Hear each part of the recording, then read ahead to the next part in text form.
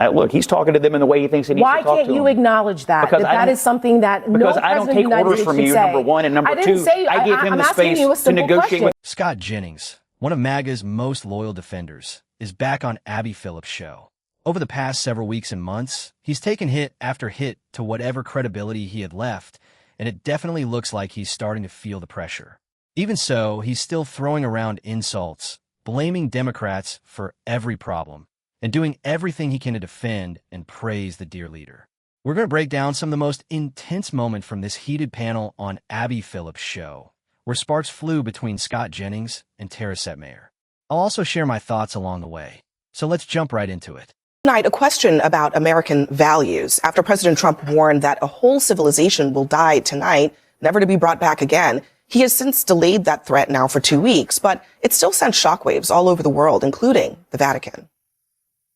Today, as we all know, there was also this threat against all the people of Iran. This is truly unacceptable. There are certainly issues of international law here, but much more. It's a moral issue for the good of the people entirely. The Pope has been weighing in on this conflict for a while now, but I think you described it as a genocidal threat. Other people have described it that way. I mean, there's this debate always, should you take Trump literally or seriously? But whether you take him literally or seriously, saying that you're going to end a civilization is a serious threat that no American president has ever issued before. And you shouldn't. And honestly, those sorts of things when just really are very unhelpful. But I would also say we're not unaccustomed to him doing this. He did it with respect to North Korea. He said similar things with respect to China. He's made bluffs with respect to Canada. He's done it over and over again. And every time that he does this, I find that the media is running around chasing its tail with respect to him. I get he's the president of the United States. He should not be saying any of that sort of thing. And it's wrong. It is absolutely wrong. At the same time, how many times are we going to do this with this guy? I mean, why? I mean, why are we engaging? You can blame the media, but it's also so the onus is on us to say, oh, well, we'll just ignore him because he's making statements like a mad king. So we just normalize it as, well, that's just Trump being Trump and move on. Is this someone that you would tell your kids that you should look up to this guy and believe what he says, with the president of the United States, or just, well, you can go around and say whatever you want and threaten to, annihilate civilizations and just, it's the media chasing its tail every time he says something like that. In fact, I've said exactly the opposite to my kids. I have said exactly the opposite. I'm glad. Yes, so why is the standard different for the president of the United States? You wouldn't let your kids get away with something like that? Because it's happened over and over and over again. Yes, and he wasn't. He is the president of the United States. Job so to hold him accountable you have to actually deal with what you have. Right. And what we're dealing right now is with a president that, again, I take the view, and I know it's a minority view, what he has done with respect to Iran has been good for society. It's been good for the world. Hamas has been degraded.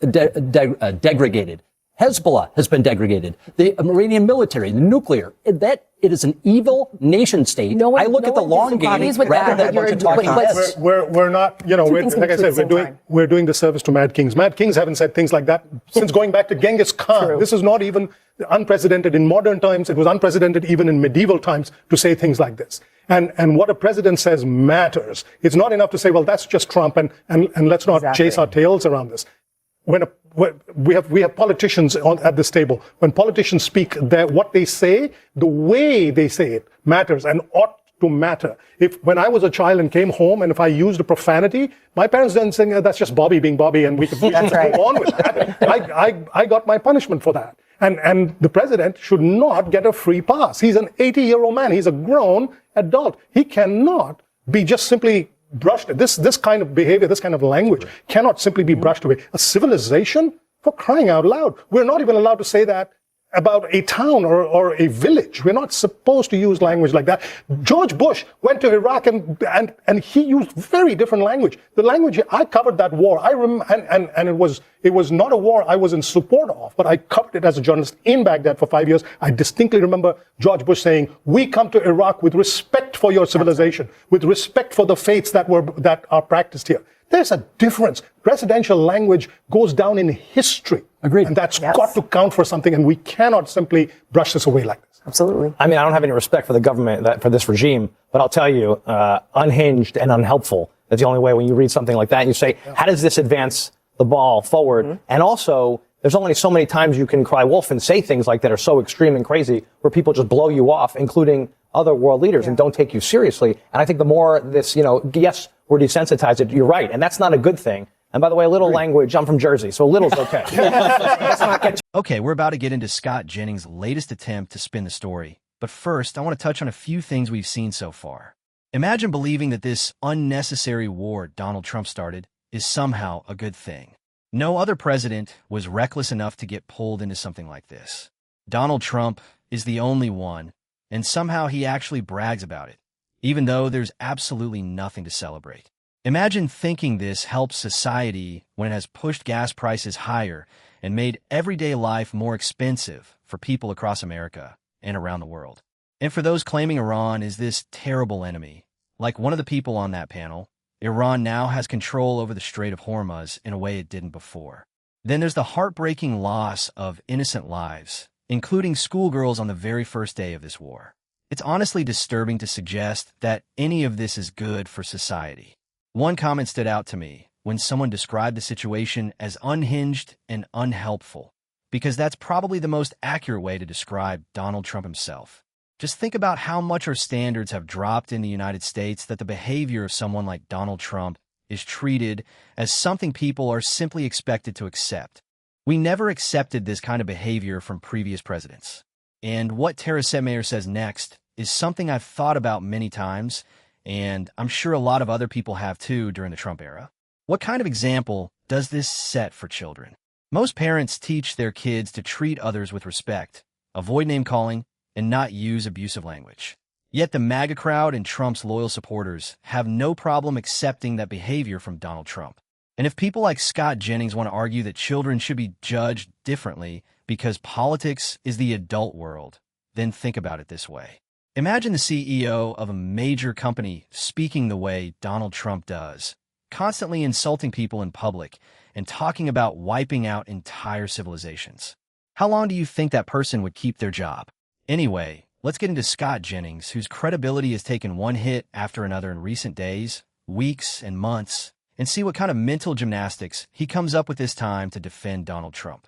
Orencast, he's close to Vice President J.D. Vance. He says, simply put, what is the point of all of this? If these are empty threats that we all know he will not carry out, then they are ineffective threats. The Iranians are on X too, and merely making the president and our nation look foolish. If they're not empty threats, and the president is asserting the American position that such actions are acceptable in this situation and ones that we are willing to take, we are not living in some quantum thought experiment where he is simultaneously is and is not serious.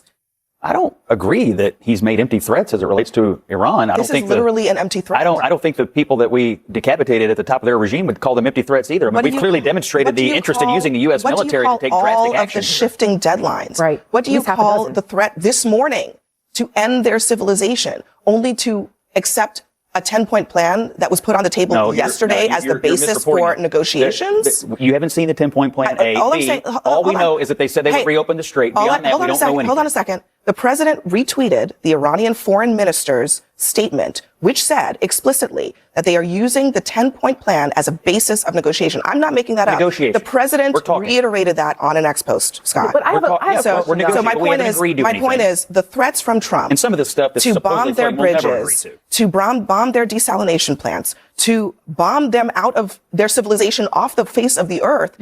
How are those not empty threats? Well, it looks like it brought them to the table tonight and got them in a place where they would agree to a ceasefire. I mean, I'll give you a counter argument to all these other positions, which is that is not connected to reality. We have a ceasefire. Tel Aviv is still under attack. The same table that we have tonight is the table that existed yesterday, in large part. And fundamentally, the only thing that has been agreed to is that Iran will continue to control the Strait of Hormuz and will allow ships to go through on their control. That is the only thing that has been agreed to. The strait is going to be reopened, and we're going to negotiate about the rest. Beyond that, we don't really know much of anything. But I will tell you, yesterday, Iran was saying, we're cutting off, talks. We're not going to continue the talks. The president uses some extreme language, and all of a sudden, voila, tonight, we have a ceasefire for 2 weeks. Why can't we just say, you know what? Maybe we have achieved military objectives. Maybe we have taken down their military and their ability to export terror. Maybe we have decimated their missiles. Maybe we've buried the nuclear material, and maybe we've got 2 weeks to make the world a safer place. Why can't we look at this as a glass half full moment, as opposed to? But then why we have to make it negative for Donald Trump. Why can't you just acknowledge that what Donald Trump said this morning was abhorrent, and that no president should ever threaten annihilating a civilization? Why can't you just acknowledge that?